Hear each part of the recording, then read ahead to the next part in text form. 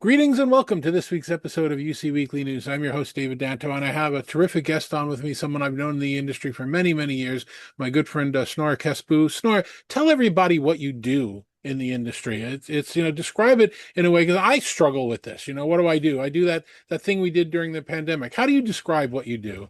Yeah. So first of all, Dave, thank you so much for having me. And you and I have known each other for a long time, so it's an honor to be here. Let me start colloquially, and then I'll go into the actuals of what I do. What I really do is to jump out of bed every morning to create truly amazing experiences, amazing products. That's my passion. It's always been my passion. It's still my passion, and that's the point of everything we do. And never, nothing's ever going to change that. The other thing I do is that I am now the Senior Vice President and General Manager of Cisco's collaboration business. That is everything Cisco is doing on Collab. That is, contact center. It is suite with meetings, calling, engagement in meetings, etc. And then the devices. So phones and video devices. And it's a big team around the planet that's creating all of these magical products and magical experiences. So you do so much more than video now, although that's where you and I both kind of got our start in this space. Let's talk about that just in his historical context, just for a second. I remember, all these old campaigns, the see hello, the way we work, to come throw a football if you can complete your call, we'll give you a t-shirt. Why was it so hard initially to get people to understand the value of collaboration and video conferencing, of this face-to-face over a distance? And what happened? Why did we get over that hump? It has to be more than just the pandemic. I think it's a number of things, actually.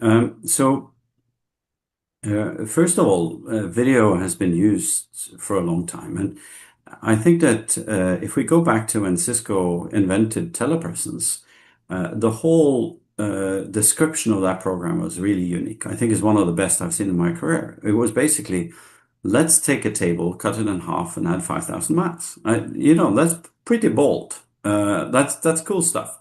And with that, we were able to start bridging important meetings on even across large distances, and that got it into high-profile important meetings.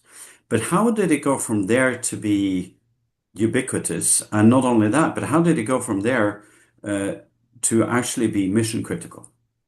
And I think there's a number of things.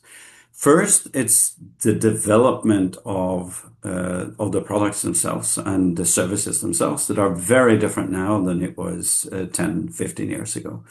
And also having access to the right type of broadband network everywhere. So you have some fundamental technological drivers that has taken this forward. The other one is the ability to really bring as many people into a meeting as you want to. If we go back a few years, you could bring, 4 or 8 or 12 sites in. Now I'm in meetings with 50 sites, 100 sites, 200 sites, 1,000 sites, 5,000 sites. I mean, it goes on and on and on. So I think that we crossed some thresholds for technology, for processing, for what's happening in the back-end meeting service, both with Cisco and also with other players out there. And then all of this almost landed perfectly well with the beginning of the pandemics. If the pandemic had happened a year or a year and a half earlier, I think we would have had problems. Mhm. But it's one of those things. I was thinking that when the pandemic hit, I was at Bang& Olufsen making very expensive Danish loudspeakers. We can talk about that later. But when that hit, I thought, shoot, Cisco is prime. Everything works with the right quality from everywhere. Microsoft is there, Zoom is there. And with those three key players, all of that tech was there when the pandemic hit. And then with the pandemic, we got an incredibly steep learning curve because there were no other options. So tech arrived at the same time as the pandemic, and then we taught everyone. Um, and I think the thing that surprised me during that is that we got everything done during the pandemic. We got things just continued to operate, even if we had to Businesses work from didn't home. close. Everybody was No, functioning. no, It just was smooth yeah. right all along. No, and I'm not kidding you. If you in January of 2020 said we were going to send home everyone in the company and we're going to execute like nothing had happened, I would have said, Dave, you can't be serious. And then that's what happened when we got too much. So I think that the stars, in some really funky way, aligned with tech having crossed that barrier of maturity. It had crossed that level where it was good enough for everything.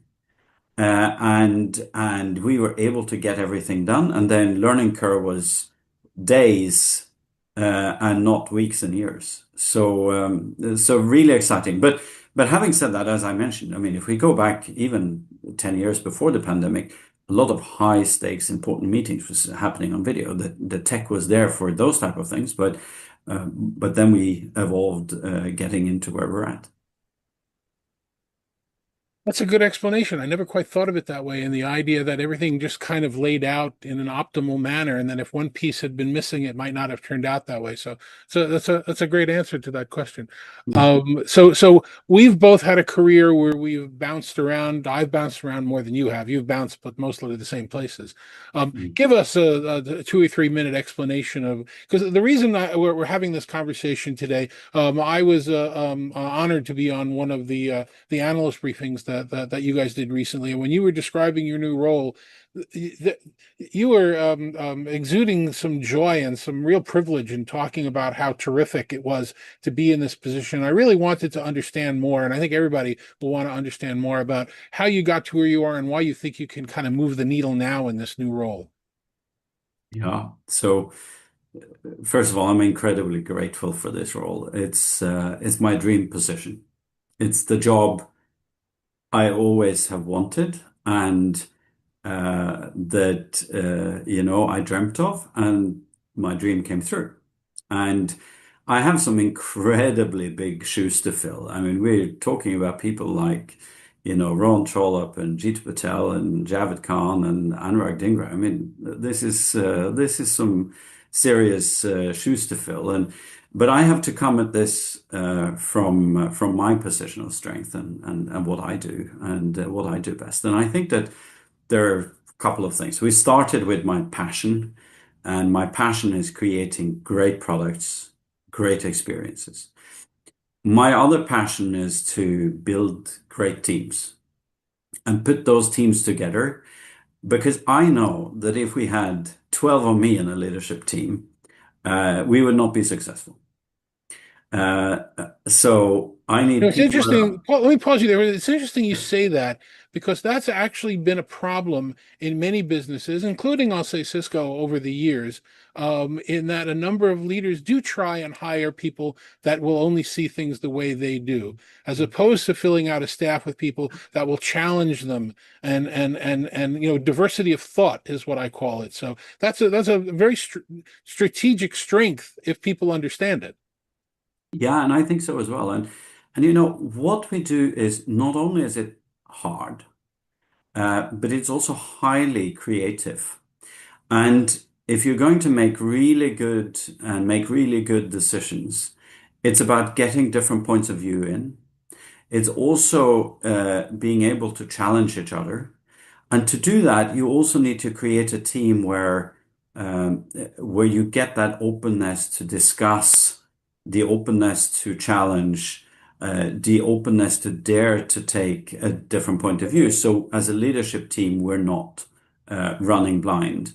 So I think that is potentially the key thing to all of this. And I think those are the two things. And if we look back at my career, I've done some pretty interesting stuff throughout. I started with hardcore Wi-Fi, radio wave propagation work when I was at ABB. I was fortunate enough to guest lecture at Stanford Network Research Center up at Stanford University, and worked on the development of Bluetooth and Wi-Fi and wireless sensors, etc. And I got my hands dirty when I did that, which is something that I brought forward. And then I got into Tandberg, and I was part of the journey of creating this industry with an absolutely outstanding team. And then Cisco came along and acquired our company, which was, for me, godsend, because it brought me back here to the west coast of the US that I love so much, and working at this fantastic company, Cisco.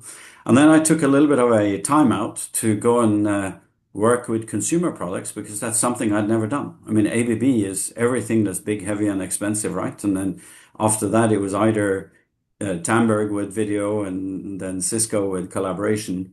So I took a few years out. I went into consumer goods, and I learned so much from that because it's a different way of thinking product. It's a different way of thinking brand. It's a different way of really challenging how you innovate and create.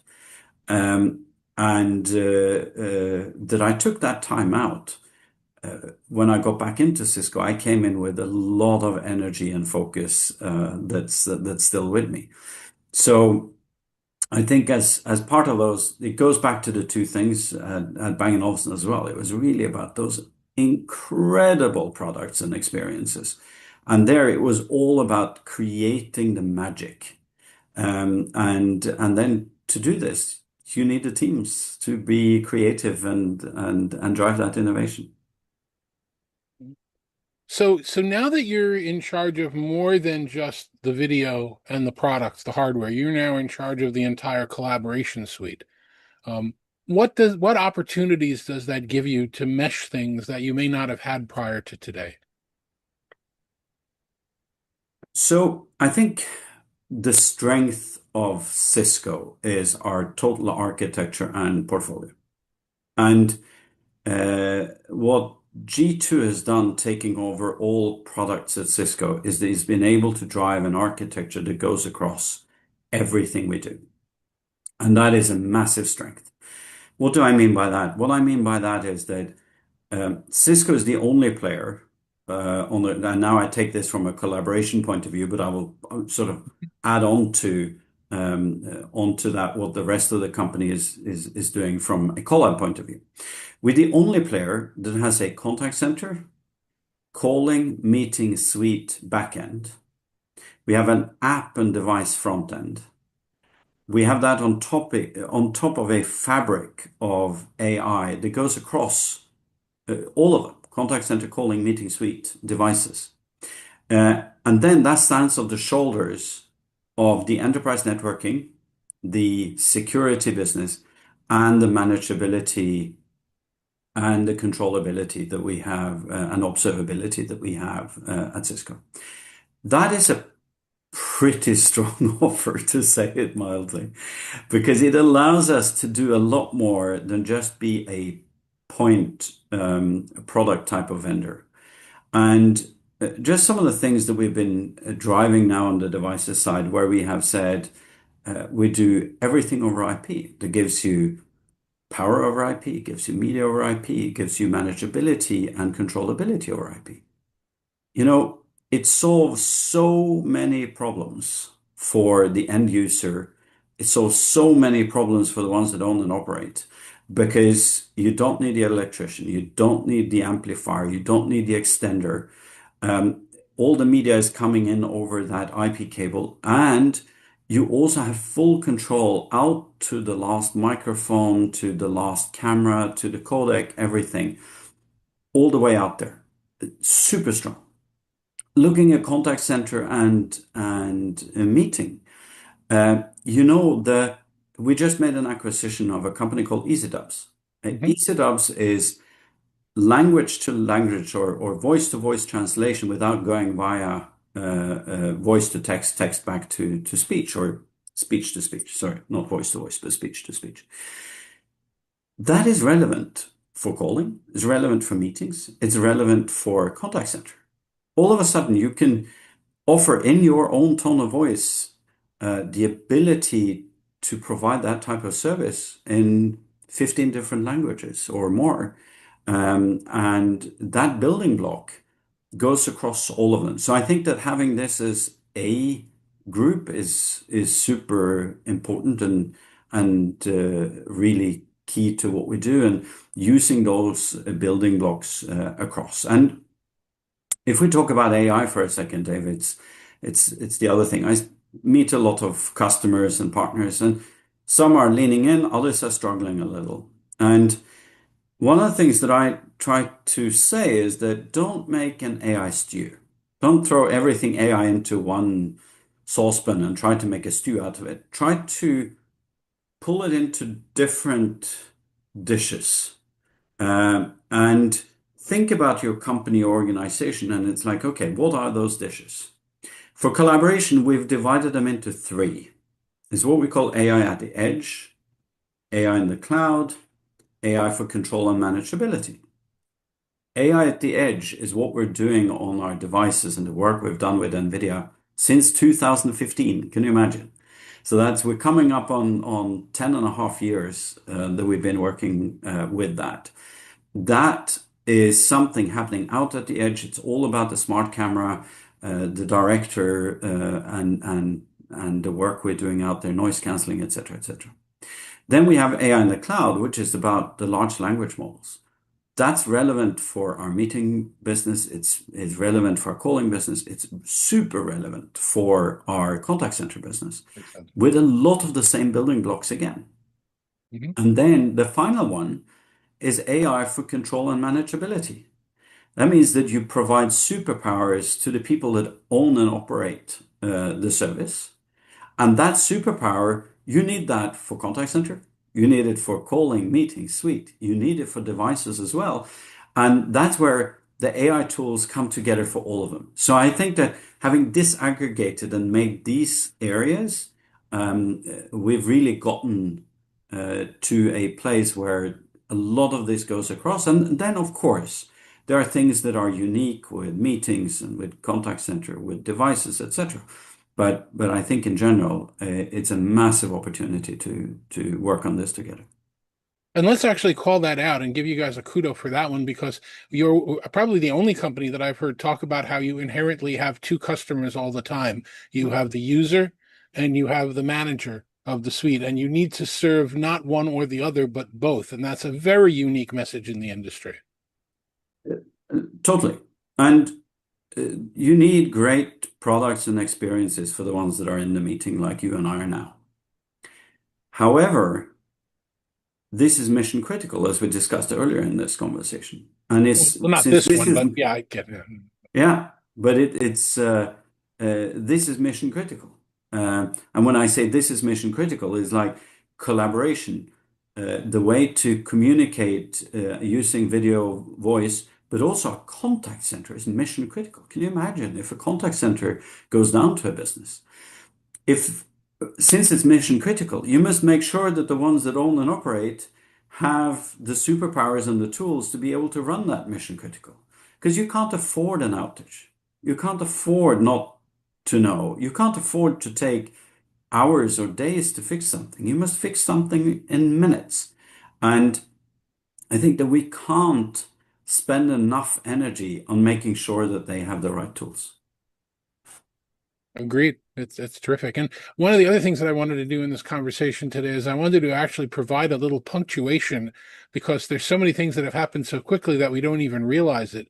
If I close my eyes and think back to the first instance of Cisco with the video, the CTS 3000s, and what the telephony version was that I forget that my buddy Kevin was working on for many years.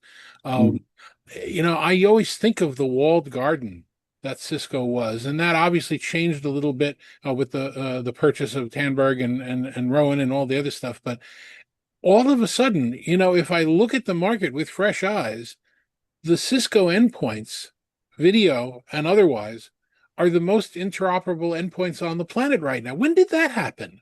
What did we what part of the movie did I miss where all of a sudden I'm coming in and you're now, native on Zoom and native on WebEx and native on Teams, and that had to have been a bigger plan that somebody had somewhere, and it just happened so quickly, or so gradually that we missed it. So it actually came out to the following. We had a discussion, and I said, let's go and get numbers. So we reached out to 3,800 of our customers. So not 10 or 50 or 100, but 3,800 customers. We asked, okay, how many meeting platforms do you use? 85% use two or more. There's actually more people using four than one. And if you then just take those numbers and you look yourself in the mirror and you think, okay, we are going to drive the best experience for the customer. Okay, what is best for the customer? To support one or multiple? And with 85%, I mean, this is pretty obvious. So 85, two or more. And then we worked with our competitors, Microsoft and Zoom, and we've had incredibly fruitful and good relationships. And it's working with Microsoft where we really push this. We totally push the envelope of what's possible. And with Microsoft, uh, we are native integration with Microsoft running WebEx at the same time. You get all of the bells and whistles and the strength out of the Cisco products as well in the Microsoft environment. And this has been highly successful, and the customers love it. And what they get on top of that is that they get the strength of what we just spoke about when it comes to the manageability and controllability as well. Really, really awesome to realize that, it is the most interoperable endpoints that you can get right now, which is really saying a lot after all the machinations we've been through over the years. All right, just another couple of quickies, and then I'll let you go. What about how are you looking right now at this concept of the future of work, of hybrid working? Work is a pendulum. You know that, I know that, where, everybody can now work from home. Everybody now has to be in the office. We're going back and forth. Do you think we'll ever settle that argument? Will old thoughts age out? Or are we going to move back to more traditional, or are we going to stay as you and I have for our entire careers, where wherever we've got a screen and a camera, we're working? Where do you think that's going to settle over the next few years? I'm not going to speculate on that. I think that what I am going to make a comment of is that there will always be someone remote, and that means that 100% of the meetings will need to accommodate for a remote attendant. That can be someone working from home, it can be someone traveling, it can be someone in another office where you're bridging different offices in a company, etc. So I think the notion we need to think about is that this will ebb and flow a little, just like you said. And it's not my opinion one way or the other on that one. But what I know is that meetings without a remote participants are those days are gone. Because if not, it's between two parts of a campus in the same town to across the world to people traveling. The key then is to make sure that everyone have the same seat at the table. Everyone has can be seen, can be heard, but also can see and hear like they were there. And this is what we call distance zero. So what we're trying to make sure is that there is no barrier between people that are attending remote and people that are in a meeting room or etc. And we do that by what we do around cinematic experiences with our AI director that will actually literally create and understand where in the meeting the discussions are happening and then produce a meeting accordingly. Okay. All right, and the last question, and I ask this of everybody when we're having this kind of a conversation, is take out your crystal balls and Nothing that will ever hold you to, but 3 years, 4 years, 5 years down the road, where do you think you personally are going to be able to move the needle? How are you going to be able to have an effect on what's happening in the world of collaboration at Cisco? Yeah. So let's look 12 months out first, and maybe 18. So I think that if we look at 2025, it was all about AI agents, AI functionality.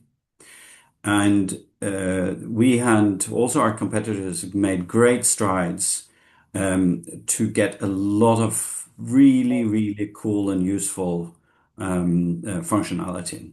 Simple things like summarization, action taking. I mean, even if you'd spoken about that a few years ago, you would have said, no, no, that's not going to happen. Now it's in every meeting. Uh, and now with what we did recently, we have even launched it so that you could do it when you're not even on a call. You will just do it when the meeting is local. I mean, this is the tools that are there. What you will see coming up in 2026 and 2027 is that this will now start to drive outcomes. So when the tech is there, the next one, the follow-up on that is actually the outcome.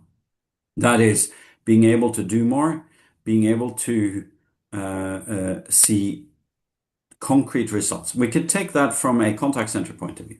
If you think of contact center is a business that evolved in the 70s and 80s with queuing and being able to queue calls and the first in and everything. And then it evolved in the 90s and the 2000s, but it's a basic technology that's been there for the last 30, 40 years.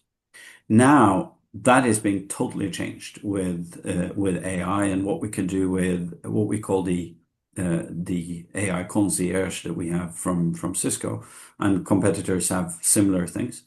And when you think about the technology that is there, and also agents that are monitoring other agents automatically, that technology is now in place. What we will see in the next 12 months is that the outcome for the customers that are using this technology in the contact center is that they will get higher customer satisfaction. They will be able to scale. They will be able to be more consistent. So I think that what excites me now is that we have so many of these building blocks, and then turning that into outcome, I think is what we're seeing in the next